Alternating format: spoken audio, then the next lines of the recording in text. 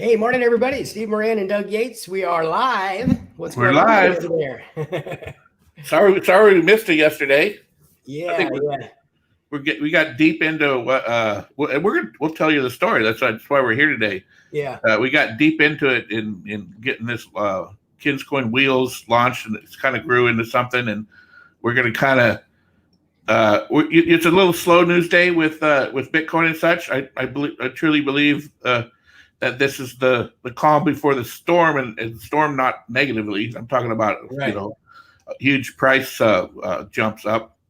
I did notice something yesterday when I was looking at just at the Gemini exchange. I scrolled down the bottom where it has volume for the day and blah blah blah, all that stuff, and then it went to outstanding bitcoins, and it just startled me that we're this far into it. But we're at 19 million, and there's only 21 million total. That's it. So ever going to be made, right? we are 2 million away from no more bitcoins being made. So that's obviously going to add to this supply and demand pricing thing, and just the craziness that's going on in the earth, the world today, with commotions and all, with governments and blah blah blah. And so that's all going to be, I believe, despite what you see in the news, that there is positive and some very exciting things coming up in the near future, in the far future, and the near future. So I'll leave it at that. But we want to just kind of tell you how we got here with this wheels token, and I'll let Steve kick it off. Yeah, it's interesting. Doug and I kind of came together because we had both been, we were introduced by a common friend, and we both had been into a couple of different things here that had to do with the blockchain and Bitcoin type things. And they were all, not successful, and the people weren't doing the things that they were representing. And, we were both really frustrated because we really love, we really believe in this whole industry. And we really believe that people need to be educated about this. And, we're both real big on self-education. And, so we started talking, and the more we started talking, we said, hey, let's just go ahead and do this show, right? And we'll figure out where we're going to go and what we're going to do after that. And that's really how it started. And so as we started doing this, I started finding more and more about my partner over there. He's actually a pretty brilliant guy. He doesn't really like to talk about himself too much, but he's been involved with artificial intelligence stuff for 40 years now. I mean, he's consulted with, pretty much everybody in Silicon Valley, every Fortune 500 company out there. I started to learn about all the kind of his real knowledge with that. And it really opened my thinking up. And, it's interesting because the show, we kind of go back and, he'll talk about something that I hadn't heard about, or I'll talk about something he hadn't heard about. And, then we get off the air and we start talking about that. And, one day, one of the frustrations that I had is I've been consulting in blockchain since 2016, and you're always kind of looking for that next big thing, right? And, I saw this coin, and it was this autism coin, right? And I thought, wow, that sounds like it could be cool. Maybe they're doing something good, right? And I went through and I kind of looked at the whole thing, and wow, you're going to put maybe 10%, into this coin. It just got me thinking. It's like, wait a minute, I thought about my little brother and my whole story. If you want to hear more about the story, you can go to kinscoin.io. I've got a long video over there where I kind of go through the whole journey of how I got there. But, it really made me start thinking, what if somebody did something really good with a coin? We're looking at Doge, $40 billion cap that was started as a joke. I started talking with Doug, and he said, what, we could let's show everybody here how easy it is to create a coin. So let's think about a coin, and yeah, so let me interject just real fast. At the same time you were going through that thought process, I was going through the thought process. I love this podcast, and we're kind of, basically trying to evangelize, how great the blockchain is. And one of the best ways to do it is by action, right? And It's like, well, let's just kind of in front of everybody, create a coin and market the coin, and at the same time you're doing that discovery. I'm doing the discovery from I'm the technical, you're the marketing, in that kind of story guy, and so it kind of came together. But go ahead. Yeah. So it's interesting. So we thought, okay, well, look, let's do something, and let's what if we put like 80 cents, 80% of every initial coin that was sold goes back into the market.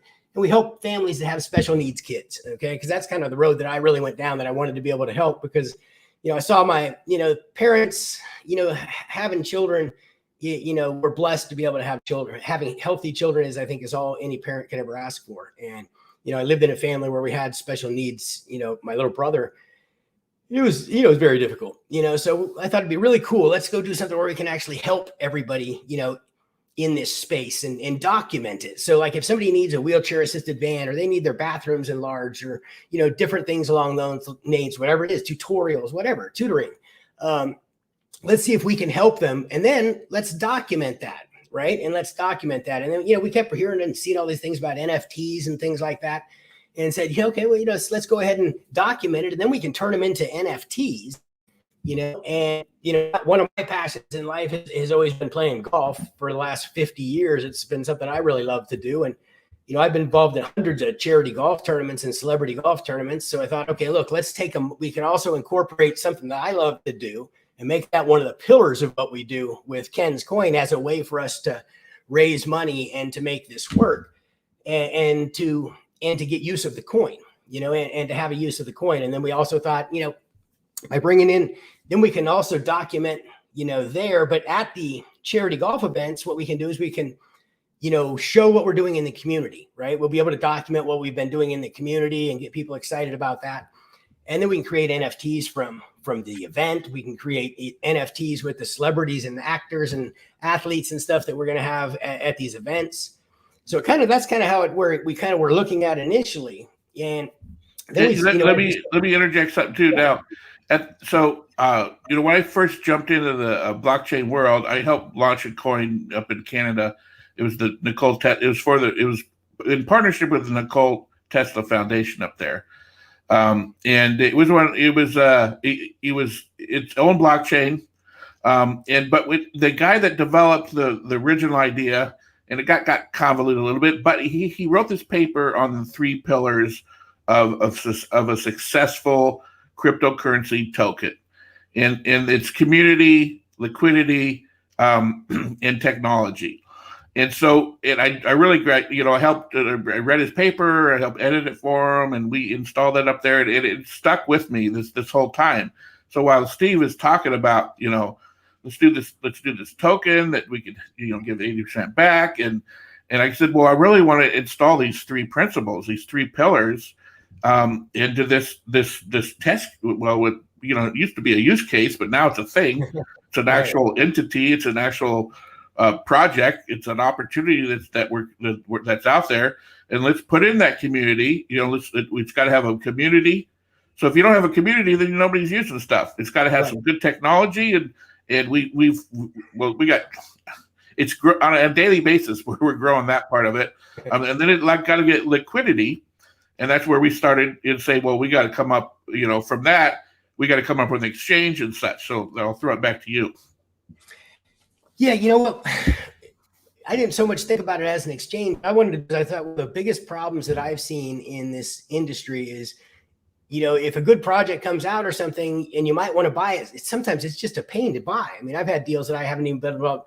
It takes me 3 or 4 days to figure out how to buy. And, you missed a whole lot of possible things, in that kind of framework. And so, talking with Doug, he said, well, God, we could just, we could do exchange.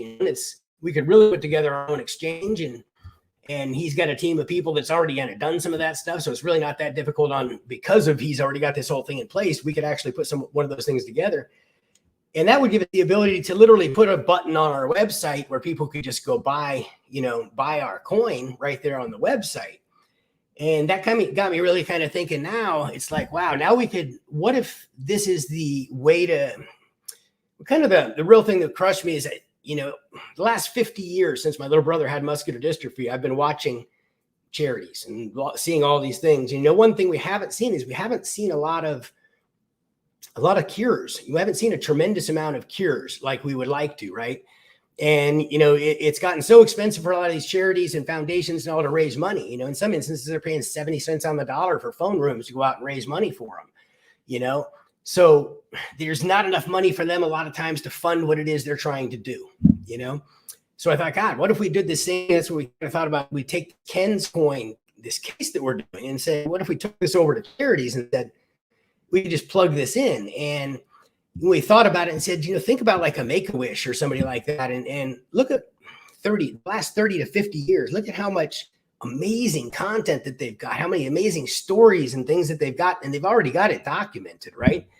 We could go back in and create NFTs, and based on the things that we're seeing in the marketplace, without any exaggeration, these NFTs that would be created could be worth literally hundreds of millions of dollars, if not more, and create some long-term, generational kind of revenues that would go through. And what would it be like, instead of making $1,000 donation and getting a thank you? What if you made $1,000 donation to Make-A-Wish and got a whole bunch of coins that could actually go up in value? Because you know what, they have a community, and you start thinking about these communities that are invested in these, like these charities that have been supporting these charities for decades and decades and decades, and they really want to help them solve these problems. And, they keep trying and trying and trying. But I mean, imagine now if you can come back to them and say, hey, let's just keep making the same kind of donations you're making and keep this thing moving. I mean, you got a coin. I mean, what could a Make-A-Wish coin be worth? If Doge Right. that does nothing is worth $40 billion, what could a coin like that be worth? Okay. Yeah. And then, I started doing some research, and just in private foundations alone, this is not public charities like the Cancer Society and Make-A-Wish. There's $1.4 trillion of philanthropy going on in that industry alone. And if we could provide an easy way for them to use our template, and go and give benefit to the donors, we call it a token of appreciation they get back, and be able to repackage their past success with NFTs, and people could buy those and have bragging rights, or and buy and sell those in a marketplace. And all this is powered by the Wheels coin. That's the base for this. Everything else runs on top of that. And the reason why we did that we thought, okay, we can become the template, and we can help the nonprofit industry, which is an awesome thing. But we still want the holders of that Wheels token to benefit from all this. How do we do that? Well, we could, every time we launch like a Make-A-Wish or something, we could take a percentage of their coins and feed every holder of Wheels coins could get some. And it's called a multiple token blockchain. So you can all hold it in the same place. So it's easy, which is something Steve really wanted to was pounding in my head. We got to make this so easy. A button, hit the button, and you're participating, basically. Well, it's like that big red button in the commercials. And so that kind of grew because we wanted to make the Wheels token one of the most valuable tokens out there.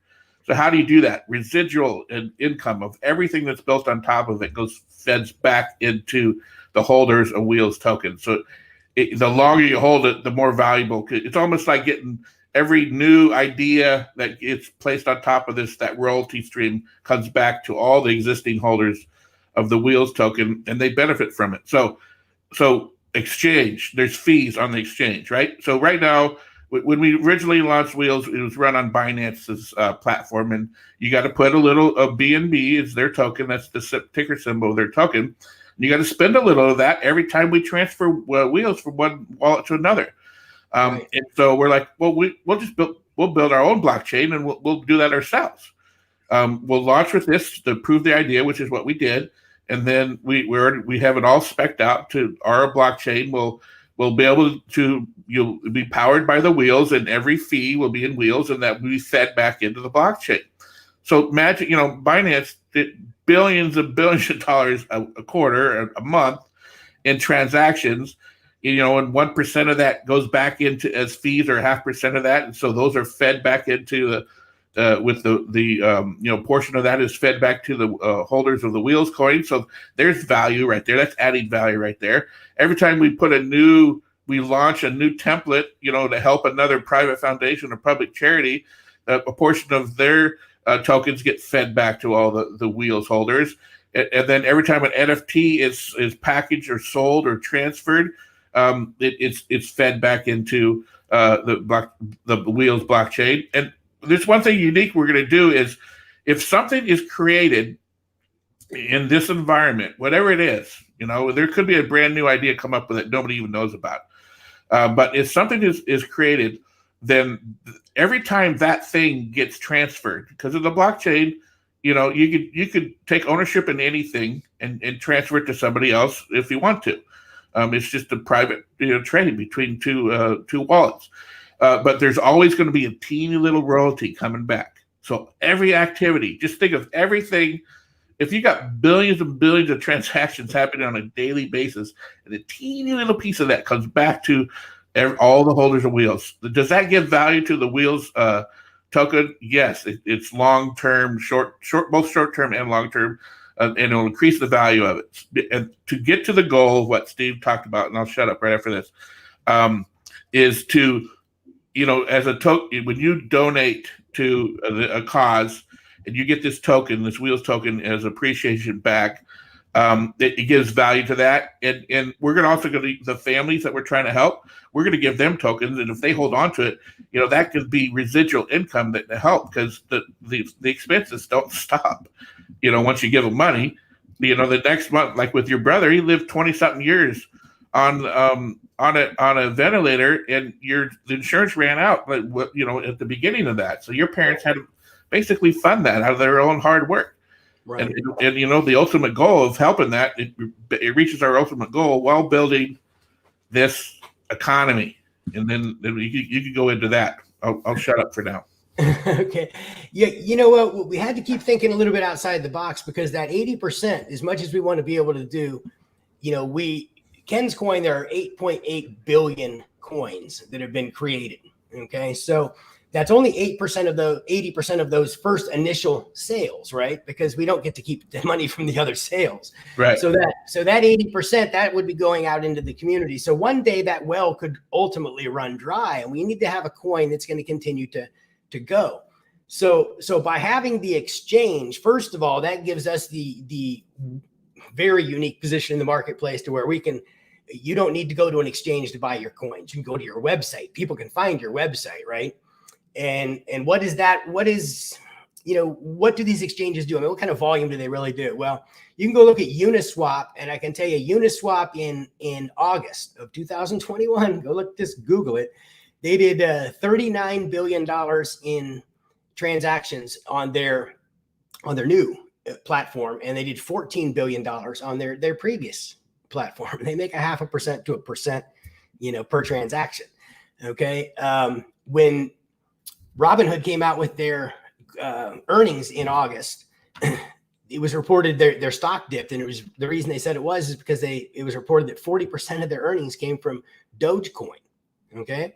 Now that's 40% of Robinhood's earnings came from Dogecoin. That doesn't mean that's 40% of the transactions that Dogecoin did, because that's just one of many, many, many places, okay, where Dogecoin is, right?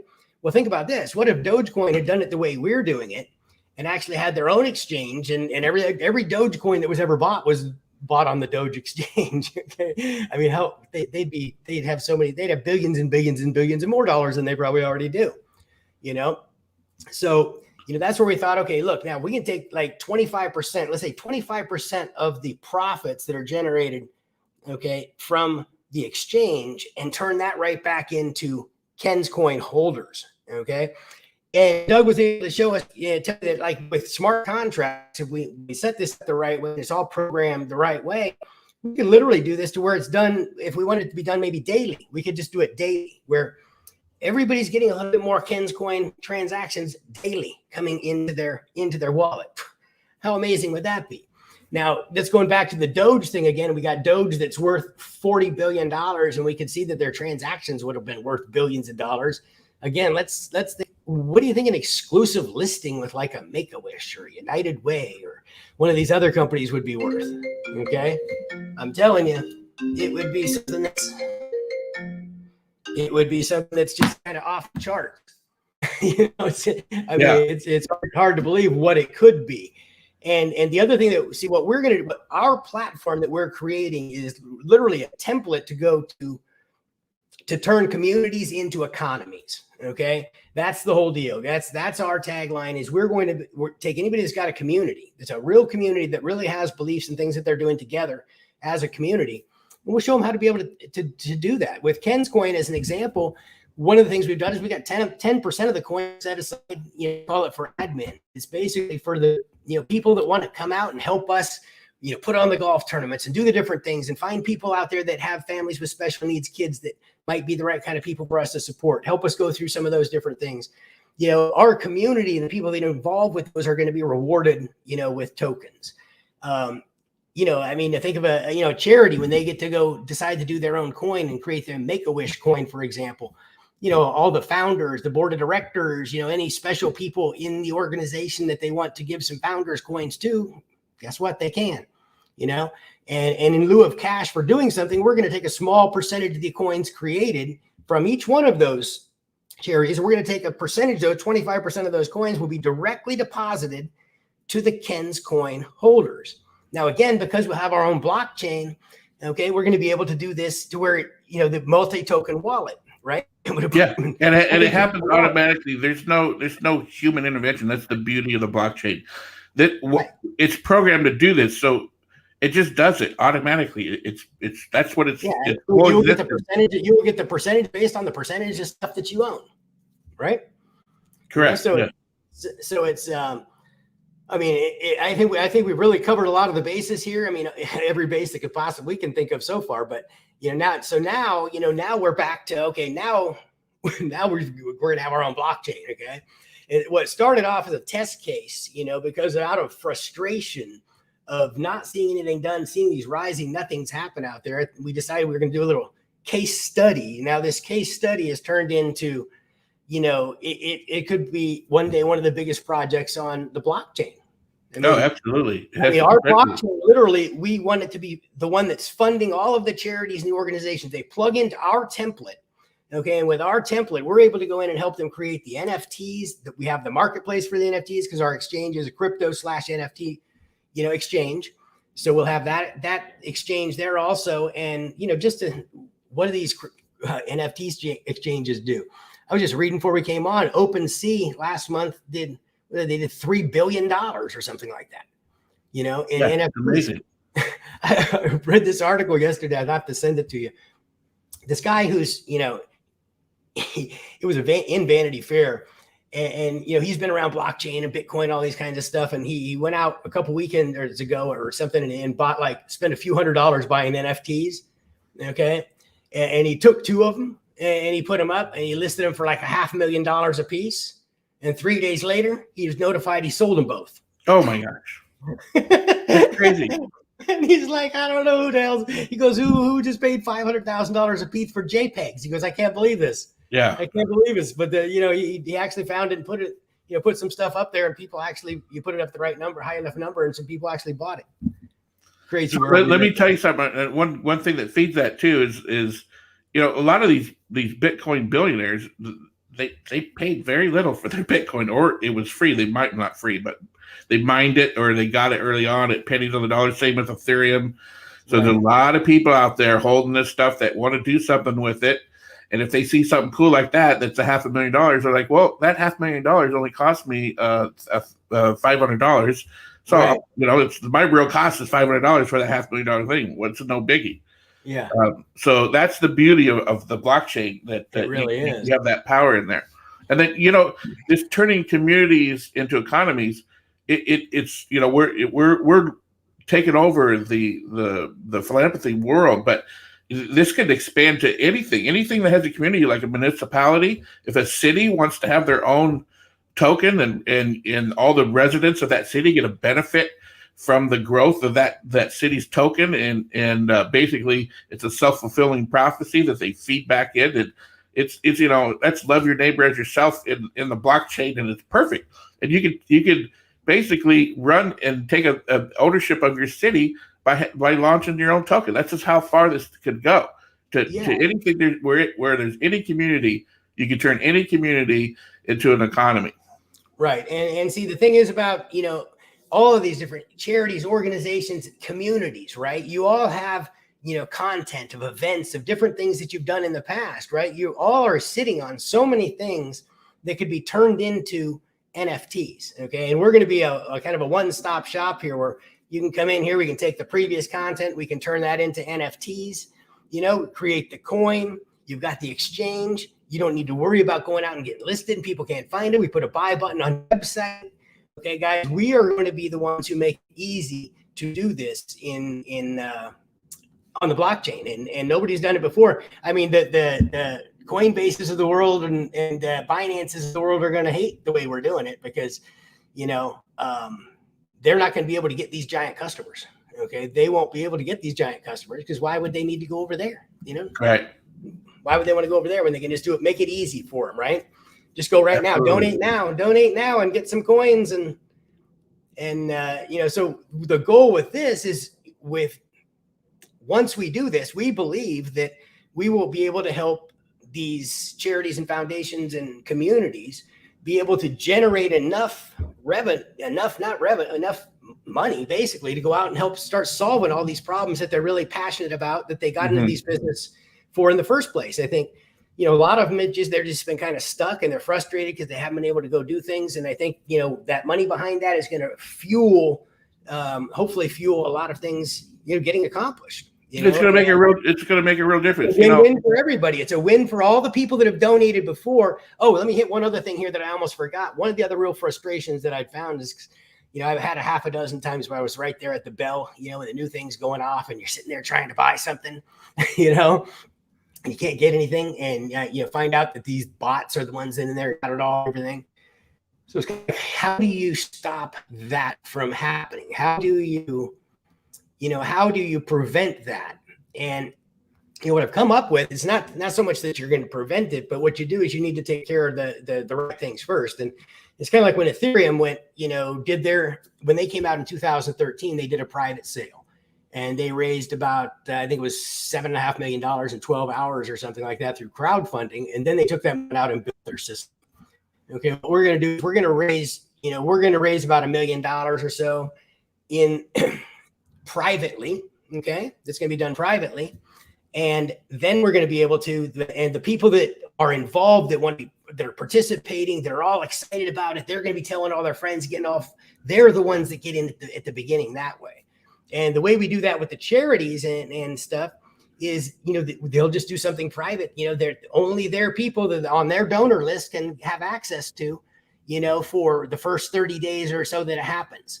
And so everybody in there will have the opportunity to do, get some coins, and maybe, when the rest of the world, gets to go out and see it, have an amazing opportunity. So I think we figured out how to make sure that the people, that people that are really trying to get in and really kind of helping you out can actually participate and benefit from that the way that they should be, and not some rich cat that's, decided to create or been able to create a bot that can, capture all the good opportunities and hold on them, sit on them as a whale out there. Yep, absolutely.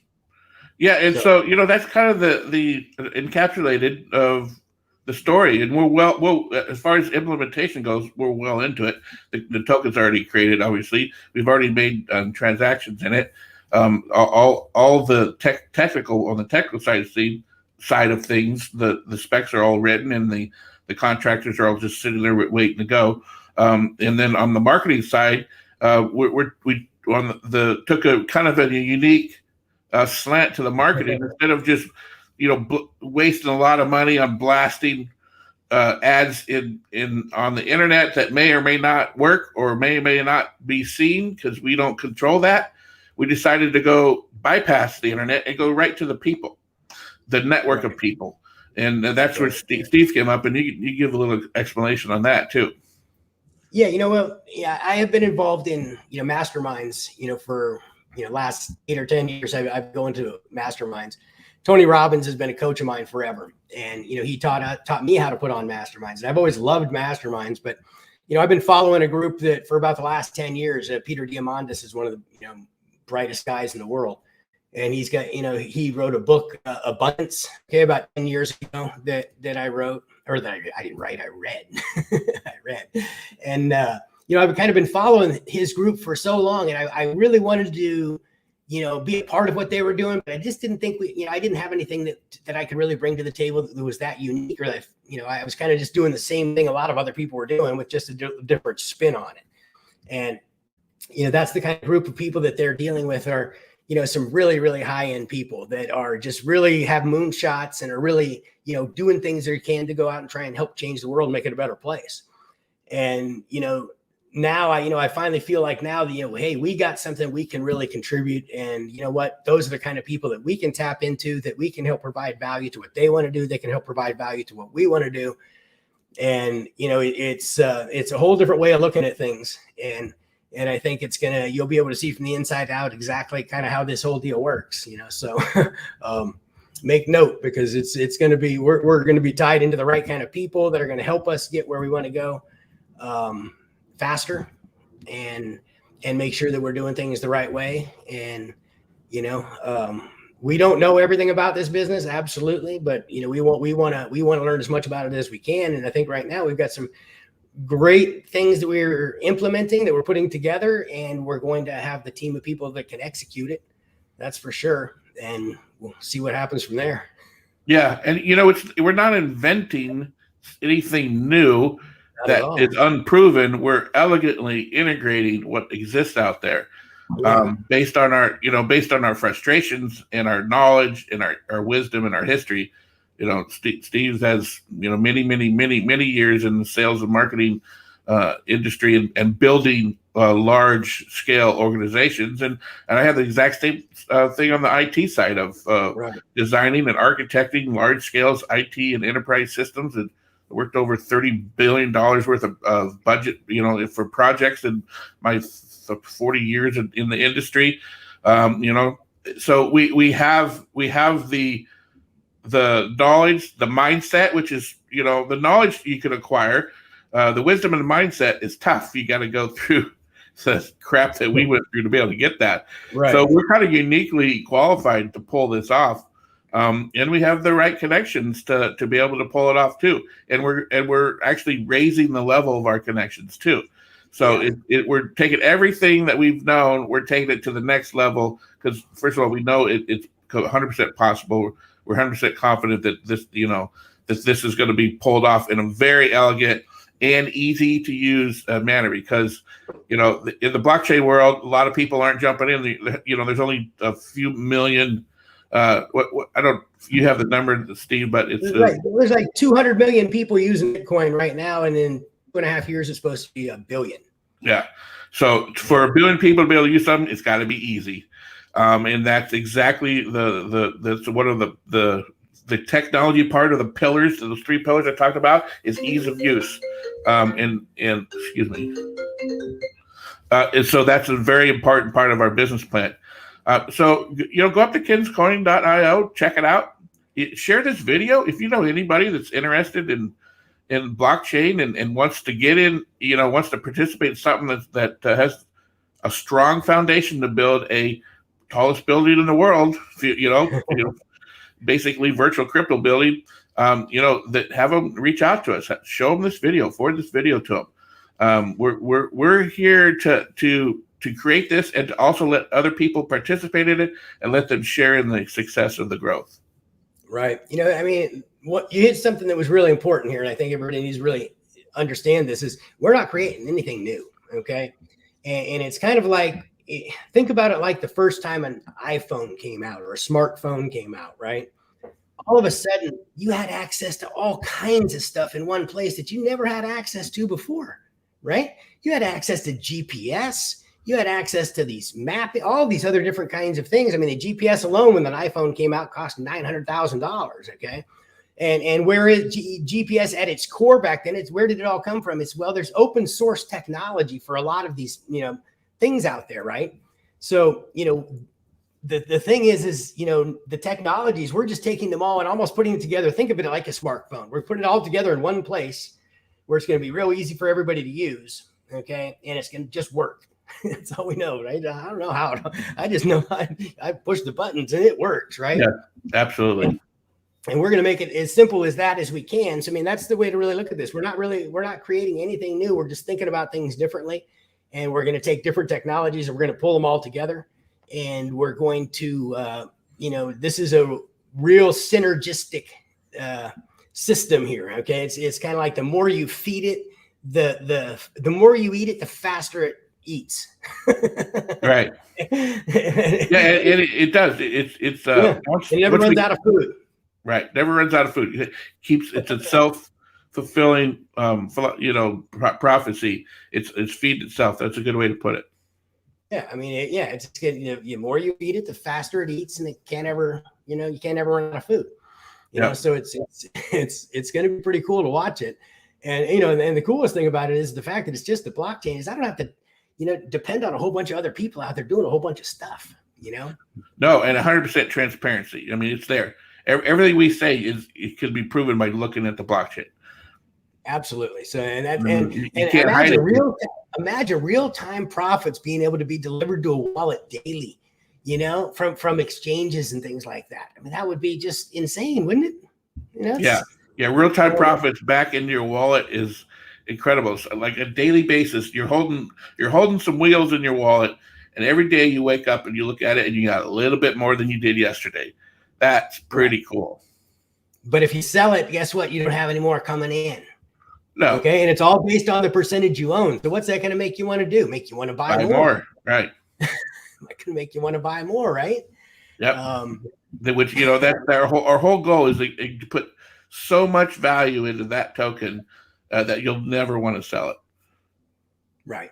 This isn't a joke, guys. This is not Doge. This is not a joke. We're actually put a lot of time and thought into what we can do to really make this good. And, your mind is amazing. It's kind of like, Tony Robbins, I think, says it best. He said, the quality of your life comes down to the quality of the questions you ask yourself, and every day I try and, get up and, say, what can we do to make this better? What can we do to make this, to add more value to more people, and I think that, if we can really go out there together and go out and help, these charities, nonprofits, and foundations and communities, develop thriving economies. Okay. Hey, we can do that. We can all together, we can make that happen. And everybody that participates in it is going to, based on what we've seen in the past, I would imagine they're all going to do pretty well. Wouldn't you? Yeah. There's examples, everything we're doing, there's examples out there that are in the $1 billion level. Right. So, and we're putting 4 or 5 of those things into one place. So the potential is off the charts. And you said something awesome, and maybe we could end with this: is if you're frustrated with where you're at, ask different questions. Yeah, ask yourself better questions. Yeah. If you ask yourself, if you always, why does this always happen to me? I mean, your brain comes back and gives you answers, okay, and it just and they're usually not the answers that are best for you. So you need to ask yourself more empowering questions. I remember one of the, I used to, when I had 5 offices and 300 employees, and I was running around every day from office to office to office. I come back and, Friday afternoon, and I want to sit down and rest, and I got to stack this high of things calls I got to return. Used to do the same thing. And then I finally said, what, I'm going to do this and enjoy the process. And, I was living right on the bluff in Encinitas, right above Swami's, and had a giant deck in my backyard overlooking the Pacific Ocean with a jacuzzi out there. And I said, I guess I could just take the cordless phone out there and grab myself a drink and go sit out there and start returning calls. Probably be a little easier doing that way. And, all of a sudden it wasn't a problem anymore. I thought about it a little bit differently. So I think that's a bit for today.